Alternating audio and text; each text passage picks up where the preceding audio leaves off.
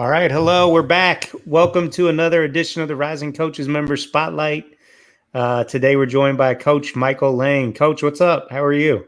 I am doing great, man. Just glad to see all your faces, man. Well, I appreciate you being on here today. It's always good to see you, Coach. It's been several years since we've been able to catch up in person back in Indy, right, at the Rising Coaches Conference. Yes, in Indianapolis. I'll never forget it. Yeah. One of nicest spots in the country.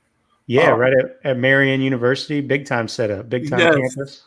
It was a first-class event. The speakers was awesome. The coaches there was awesome. I met a lot of friends there. Man, it's awesome, man. And Coach Rayford, man, I love you, man. he's early on the comments today. I love it. I love it. Well, Coach Lang, let's get started, man. Why don't you tell us a little bit about yourself, where you grew up, and how you got into coaching? Yes, I started coaching in elementary school, Scott Joplin Elementary School, which is located on the Chicago south side of Chicago. I'll never forget my first game against Anderson School. We lost 37-10. I cried like a baby. I said, man, I ain't gonna let this happen again. So from that day, I study. I follow other coaches. I've been coaching for 26 years now. I was a head coach at East West University for 7 years. At East West, we had no gym, no dorms, no nothing. Team record 86 and 73. We beat 7 nationally ranked teams. Wow, I couldn't believe it. I've been in high school. I've been at 5 high schools in Chicago. I've been at junior college for 7 years. At Kennedy King Community College, where I recruited guys from Memphis, Detroit, Louisiana, with my own personal money, because I wanted the best kids that I could work with and groom and make sure they get their degree. And in 2011, East West folded the program. I did not know. A great guy named Tom O'Malley, who was the head coach at St. Xavier, a powerhouse NIA school in Chicago, hired me the next week. And then from there, budget cuts. I went to IU Northwest, came back to Kennedy King Community College. I love it. I love it. Okay. Are you from Chicago, like born and raised? Yeah, I'm from Robert Taylor Housing Project in Chicago, yes. I love it. Okay. And did you play growing up? I played at Malcolm X Community College, where I was an academic All-America, 3.93 GPA, only one B grade. And I never forget the girl who beat me out for valedictorian. She had a 4.0, and I helped her on the last exam. She got an A, I got a B. I was so upset at her, I didn't speak to her for a whole year. That's hilarious. Very impressive. Eastern Illinois University as well. So give us the scouting report. What were you like as a player? I was a do-it-all guy. I could guard a 5. I could rebound. I could defend at crucial moments when coaches needed me to stop the best player. My career average is about 9.3 a game and 8.7 rebounds a game. Those are my college stats for 4 years. Very solid. What position? The 4? Or you kind of moved around a little bit? I played the 5. I played everywhere. And where the coach wanted me, that's what I was gonna do. I didn't care. I didn't complain. I just said, okay, coach, I'm gonna go stop him. Because I won my time. You were ahead of time. You were positionless basketball before that was popular. Yes. I love it. Okay, so you mentioned you got your start at coaching elementary school, and you remember that first game. And and just from then you dove into like studying how to get better. How do I improve as a coach and lead my team to some wins, which you've done throughout your career at many different levels. What did you like? Was there anybody in particular? Well, first of all, why rebounding? Why was that one of the things that you wanted to study and dive into? Why has that been your specialty? And who have you kind of studied? The first off, rebounding kept me on the floor. The coach knew I could rebound. And you knew I'd go in there and I'll fight with guys. I didn't care how big they were. Going in there and fight. And he'd say, no, he's going to go rebound for us. So he's going to get some playing time. A lot of coaches, one of the coaches, there's a lot of good coaches. Rayford, the coaches in the conference, a lot of good coaches. At Kankakee, man, I took a lot of stuff from a lot of people. But one guy I did take a lot from, this guy named Lauren Jackson. Lauren Jackson is the coach at Victory Prep out in Florida. He's legally blind, but he's one of the best individual and X and O guys you won't ever meet. He's legally blind. He got 20/20 vision. But he's the same guy that sent Sean Dockery to Duke, James Peters to UNLV. This Lauren Jackson guy, man, taught me, do not teach basketball unless you do individual instruction. You cannot do basketball if you don't do individual instruction. Players may be talented, but they need to get better. And because you 6'9", does not make you a center. A 6'9" player should be able to dribble the ball, shoot, pass, and do all those things. So Lauren Jackson was a special guy. He saw guys 6'9", everybody thought they were centers. He's like, no, we're doing individual instruction. And so we had a guy named DeMario Eddings who went to UAB. You probably heard of him. He was a 6'7" two guard. Everybody thought he was a center. He came to our school. He played center before he got to our school. And that was his position. And because of Lauren Jackson did individual instruction with him, made him a better player. It made me a better coach. So when I go places, I love to do individual instruction. I do breakdown with the bigs and the forwards when I was at Kennedy King. Yeah, I've gotten the opportunity to watch several of Coach Jackson's practices in Florida. I know before Florida, he was a legend in Chicago. He really is one of the best in the game. I worked for 3 years. Yeah, he's phenomenal.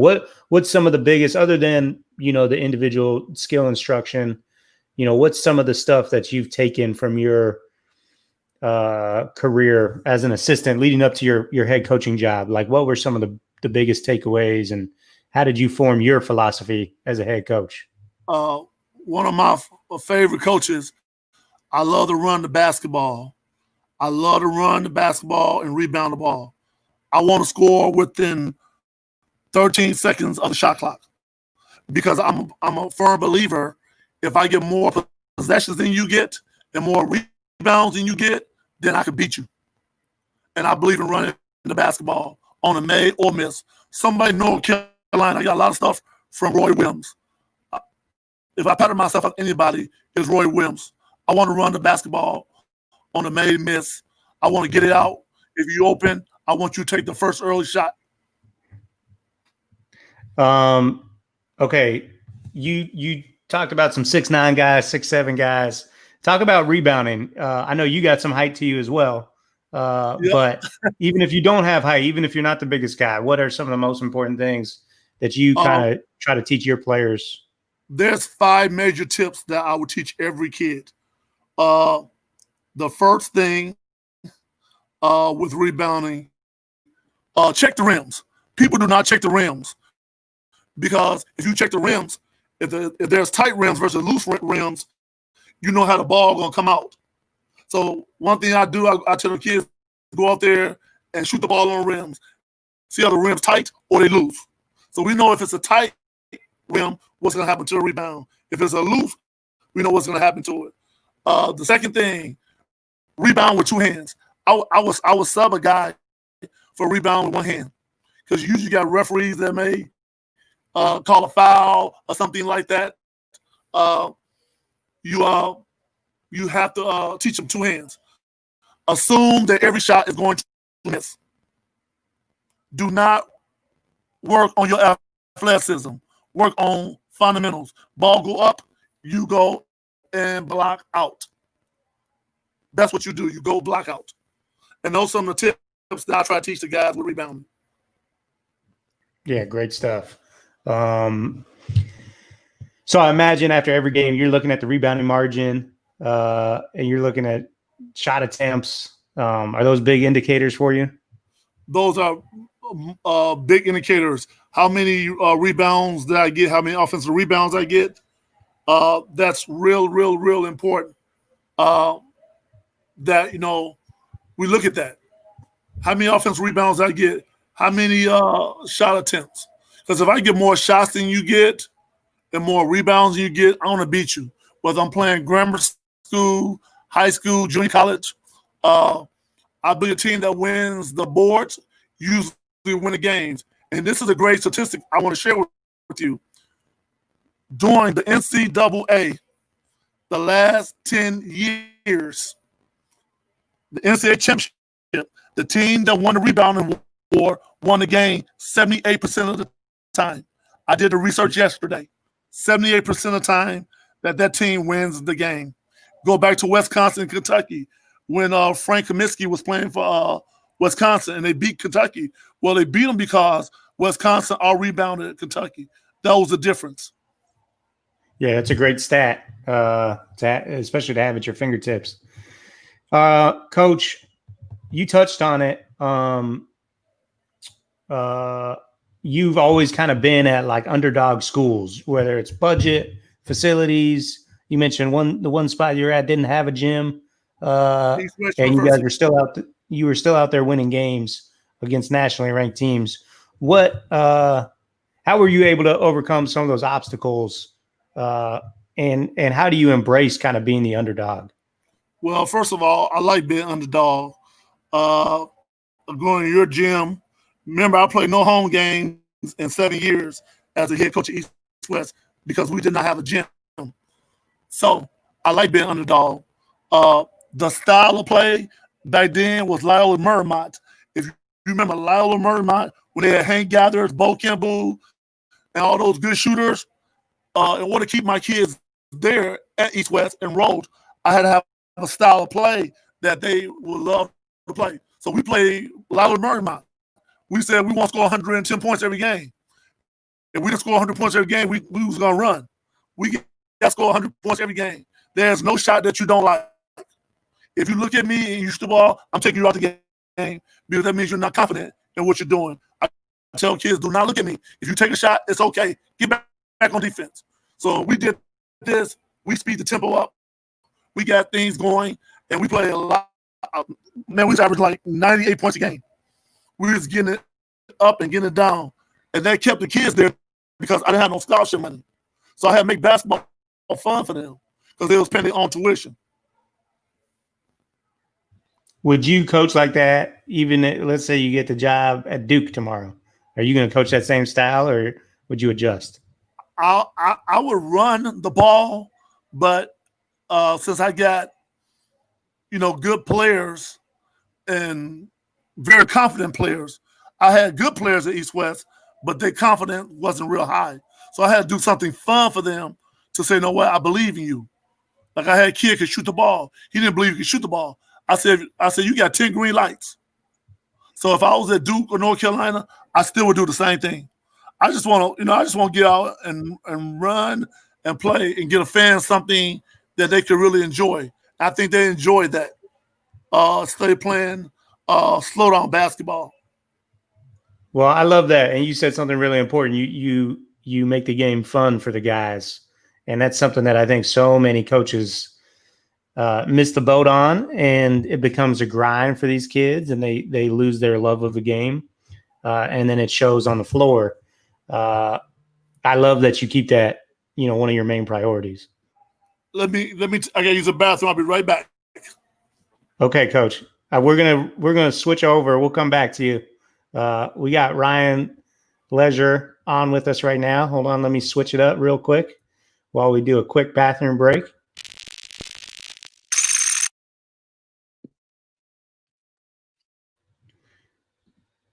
We got a first time for everything. Hold on, right?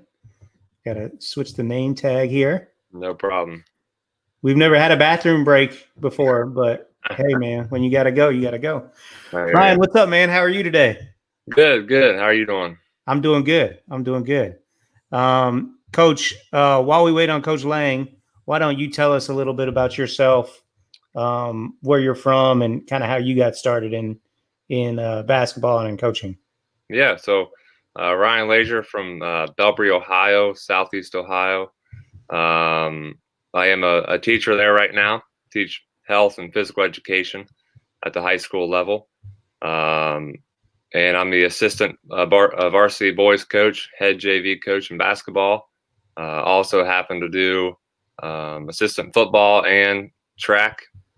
Very small school, so you got to kind of get involved and help out as much as possible. But with basketball, been involved in this area. I grew up in this area for as long as I can be dribbling the basketball. And then kind of after high school, one of the administrations came to me and asked if I wanted to be a part of it. So I've been at the high school, Belpre High School, for about 6 years now. So 1 year after high school, they came back and asked me to help out. So got started a little early, that's for sure. That's awesome. Definitely a unique opportunity to jump in at such a young age. What was that like, being so, close in age to the athletes and not far removed from playing yourself? It really wasn't that bad, because they came to me to relate on a lot of their issues, and the relationship wasn't as different as what a lot of people would think. They respected me and coming in and knowing that I'm trying to help them, and had really good relationships with them, which I thought was that was what I was worried about the most. But overall, it was a great first year. Build on that since, but I didn't have any really problems with relationships with them at all. Yeah, that's great. We talk about this a lot, like when you transition to that, coaching and that first job, especially, like sometimes it takes you a while to find your voice on the court. Did you find that was the case, or was that easy? Did that come naturally to you? The hardest thing for me was when I wanted to step in and trying to find that voice of when, not really scared to do it, but when to help out and when to make my voice heard in the program. But it was never a afraid thing. It was more, when's the right opportunity? When do I step in? Things of that nature. Yeah. And what's been the biggest growth for you over your 6 years there at Belpre, in terms of your, I don't know, coaching style, philosophy, or any of the above? Yeah. Biggest change is just I've changed a little things philosophy wise. I'm more of a defensive guy, right? I like on the line, up the line, pressure defense. Some years over the 6 years, we haven't had that. So, and we only have 17, 18 boys coming out in our small little school. So we just have to adapt year to year to what they can do. I think that's the hardest part for my area, our high school, the most. It's just being small, and sometimes you just don't have the horses to do what you particularly want to do. So just being flexible. Some years we've been a zone team. Some years we've just been a pressure defense. Some years we've transition offense. Some years we had to just go down to just simple flex. It just depends on what our guys are able to do. I think that's probably the most challenging part of coaching at the high school level, is you really do have to be able to adapt. Mm-hmm. You don't get to recruit your guys to a certain system. You get what you get. I suppose some coaches try to maintain, like you just said, you prefer to be up the line, on the line and pressure, but some years you simply can't do that. Right. When it does become clear to you, or let me ask you this, like, at what point do you determine, like, the style of play for that year? Usually, get 2 or 3 scrimmages. By that second scrimmage, hey man, this ain't working. We got to figure out something to help our guys out. So I would say probably first, second scrimmage, then we kind of evaluate from there of what we need to change or what we got to do to try to make a decent season out of it. And when you determine, okay, we don't have the personnel to pressure and play how we want to play, and you assess what you do have, where do you kind of go to, learn about something new, a system that might work? I just kind of sit down and research over the last few years, just really digging deep into clinics, DVDs, different notes, calling different coaches, not only in this area, but emailing college coaches and just trying to figure out how they run specific stuff, and then trying to tailor it to our guys as much as possible. Ryan, are you a Kentucky fan? Absolutely, yeah. You can tell, right? I see the posters in the background. Yeah. Do you try to take much from Cal and what they do, or is it just it's a whole different world? You want to, but our point guards are 5'6". Right. We don't have the big dogs that they do, but you don't have 6 lottery picks on your team this year? Unfortunately not. Did you just grow up a Kentucky fan? Is that? Yeah. Actually, funny story. My dad grew up. He was in the Elks free throw competition in this area, and he got to shoot at Kentucky with Kyle Macy back in the early '80s. So, oh, nice. Just instilled in me to be a Kentucky fan. So, have been all my life. I love it. Ryan, what do you guys have a start date for your games and everything? I know it's been crazy with coronavirus. Right. What's the situation like where you're at? Yeah, right now, Southeast Ohio, we're planning on starting practice next Friday. Open gyms right now. And then we got our schedule, November 27th when we kick off. So let's go. Right around the corner. Yeah, we're there. We got 6 scrimmages scheduled and from there till the 27th. So it's going to come and it's going to be quick, and hopefully we can get something going and play the whole season. How should your team be this year? What do you think? We should be good. This is the first year that we've had up and down a good solid 10 guys. We haven't had that in our team for a long time. So this should be a year of a lot of talent. Senior leadership, 8 out of 10 guys are seniors. So it should be a good year. Good. What? How much do you work with the varsity program and trying to transition guys and help them?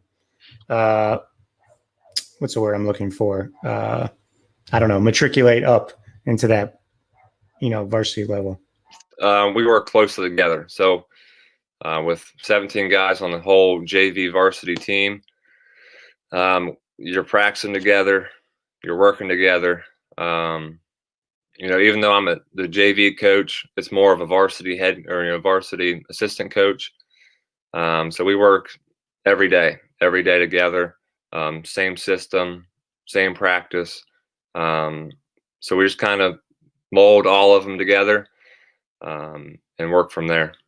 Yeah, that's awesome. So, I'm sure it's easy. I'm sure that makes it easy if you do have to call a guy up. Oh yeah.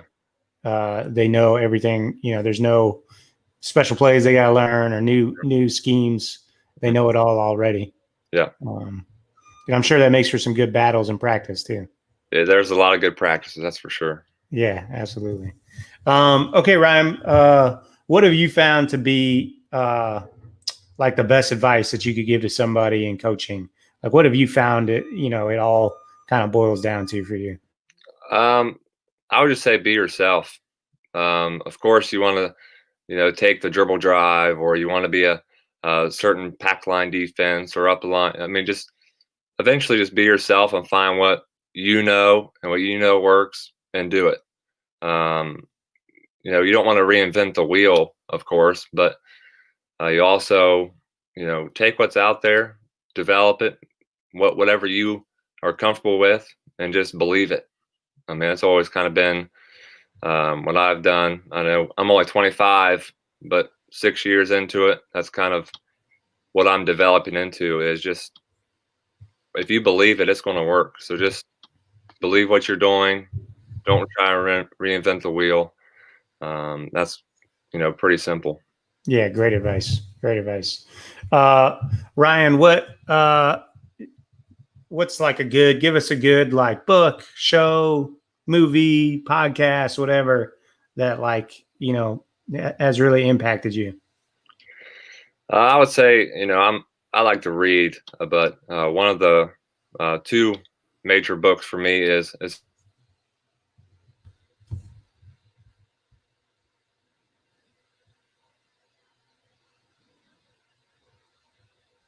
Ryan froze on us.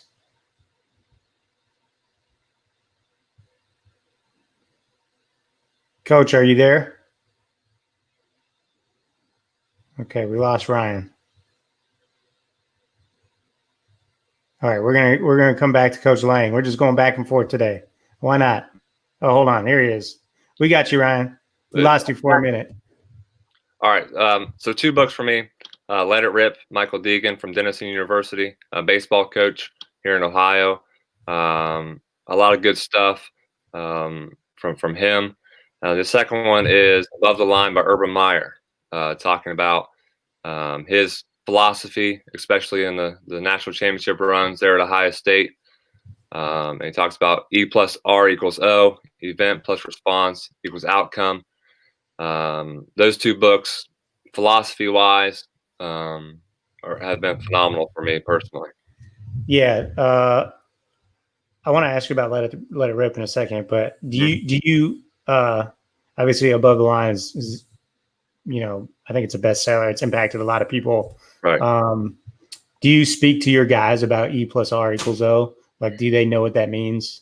Yeah. Or is that just more stuff that you use for yourself? Yeah, I use it personally, but I also implement it in our practices and letting them know, hey, you have this event, but you can't control that. Control what you can control, and that's just your response. So they kind of know that philosophy behind it. Unfortunately, I would love for them to read it, but that's probably not going to happen. Right. But just trying to instill in them that type of philosophy. That's great. And what is Let It Rip? Tell us more about that book. I know you said it was from a baseball coach. Yeah. So Michael Deegan from Denison University in Ohio. He does his little blog and kind of decided to throw it all into a book. And a lot of talking about, in baseball terms, letting it rip is just going for it, right? So just understanding, he talks about his experiences and kind of just teaching coaches to just let it go, let it rip, and kind of have a passion and just go for it. How many times a season will you just shout out, let it rip to your guys? So this year will be a lot. I read it this summer, and so we're going to try to get that done this season. Baseball's got way better terminology than basketball. Like hands down. For sure. Those guys have more fun. Plus, the coaches get to wear jerseys, which is like, right. Come on, right there, they got you beat. Well, good stuff, Ryan. Well, I appreciate you being on today and getting to learn a little bit more about you. I appreciate you being part of the Rising Coaches family. Yeah, appreciate you having me on. Enjoyed it. All right, thanks.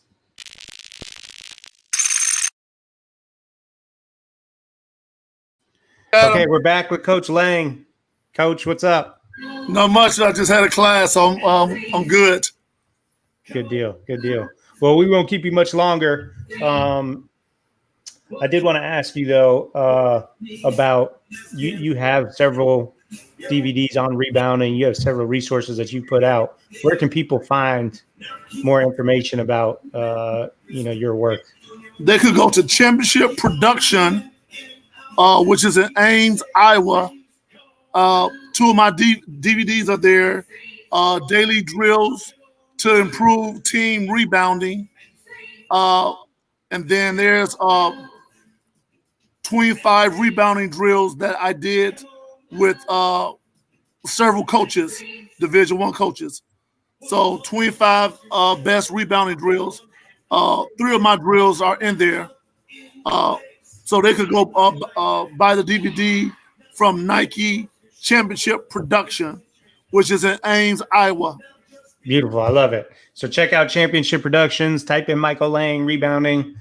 We got 2 DVDs on there. I think we've got some articles coming shortly, which I'm excited about, that we'll post on Rising Coaches, as well as maybe a rebounding tip of the day, which would be awesome and bring a lot of value to our members. And I would do that, and I'll give the coaches one today. Assume that every shot is going to be missed. Nothing like the motor, right? Assume that every shot going to be missed. If you do that, I guarantee you, you will rebound the ball better. You'll be a better team, because that's how I was successful in junior college. Because in junior college, I played against guys like Larry Johnson, who was like 6'7", 260. Grandmama. Yeah. And we actually beat them in Arizona at the Arizona Rotary Shootout for the championship. And we beat Midland, Texas. You know how big Midland, Texas was. Yeah. And so it all because I thought every shot going to be missed, and I wasn't going to quit. And I was only 6'4". So rebounding has nothing to do with size. People get that bad notion, Adam, that you got to be 6'10" to rebound. No. Look at our history of our game. You look at Dennis Rodman, 6'7.5". You look at Charles Oakley, 6'8.5". Wow, Charles Barkley, who is a legit 6'4". They say he's 6'6", but he's 6'4". Some of the best rebounders. So it has nothing to do with size. It has to do something with will and heart and desire. How bad you want it, how bad you really want it, what you gonna do to get it. It's not gonna be easy, but you can do it. And a lot of guys have made tons of money in the NBA on rebounding. Kenneth Fareed from Morehead State, excellent rebounder, 6'8.5". Ain't got nothing to do with size. No question. Great point. Hey, before I let you go, I need to ask you if you got a minute. I'm curious if you've heard of this tag up system that I just kind of became aware of in the last year. Essentially, when you're on offense, you send all 5 guys to the offensive glass, or at least they gotta be near the guy blocking them out. But you're sending all 5 offensive players on the shot to the paint to try to offensive rebound. And it actually was talking to some NBA analytics guys. It actually improves your transition defense. That's the first thing you think is like, oh, I'm sending 5 to the glass. We won't be able to get back. But because the defense is having to block you out and be hyper aware, they're not able to run out. I'm curious if you've ever seen that, experimented with it or anything like that. I seen the Lakers do it a little bit. I first saw what the Lakers did a little bit this series against Miami. I saw them do that. And I really haven't experienced it yet as a coach, but I seen LA Lakers do it. And by the way, rebounding is so important. The Lakers average 11 offensive rebounds a game. Let's do the math. 11 times 2 is 22. 11 times 3 is 33. So guess what? I get a rebound. That's a possibility I get 3 points. That's a possibility I get 33 points. Because if I get the rebound, you foul me every time. That's an and one, right? So that's 33 points. If I get an offensive rebound and score, you don't foul me, that's 22 points. So that's 22 points. You ain't got to run your offense. You see what I'm saying? That's why rebounding is so important. People don't understand that. If I get 11 offensive rebounds and I convert on all 11 of them, that's a possible 33 points. Because I may get fouled. Difference in the game. All those Laker blowouts, the ones that they did have, they had a ton of second chance points. versus the They Heat. will repeat. Let me tell you right now. Oh, going on record. Hot They take. will repeat. Hot take. Going on record. Tell Lakers. everybody, I told everybody back to last back. year. They argued with me. The Clippers. I said, no. What do LA got? LA got 5 former defensive players of the year on that basketball team. Do they really? Anthony Davis, Dwight Howard, LeBron James. Yeah. Dan Green was a good defensive player. Kentavious Caldwell-Pope, JaVale McGee. He anchored Golden State Warriors. Who's the other? So you got Dwight, you got LeBron, AD, probably Rondo is defensive player of the year. Exactly. Who's the fifth? Who's the fifth one? The fifth one has to be JaVale McGee. Really? JaVale McGee is a primetime shot blocker. Yeah, he was good with shot block. I didn't know he won defensive player of the year. I'm gonna have to check that. We'll check it. No, he wasn't a defensive player, but he was a top defensive player. For sure. And Avery Bradley, who wasn't in the bubble, is a hell of a defender. A hell of a defender. He didn't even play. Right. And Caruso, underrated kid. Yes, beast. So they rebound, they play defense, and they won the championship because they all rebound in Miami. I'm all for it. Let's go. You heard it here first. Coach Lang says the Lakers are winning back-to-back. I take any bets. Well, Coach, it was a pleasure to talk to you today. I appreciate you jumping on, and we look forward to seeing more of that rebounding stuff on the members site. For you. I love it. Thank you, Coach. Adam, can you streamline this to Facebook for me or Twitter? Yeah, it's on there. This is live. My wife streaming live on there, so it's on there. I'll tag you on it. Yeah, tag me because my wife think I'm a hero. Oh no, it's Payday Friday. I know what she's up to. Shout out to Mrs. Lang. All right, Coach. Appreciate you.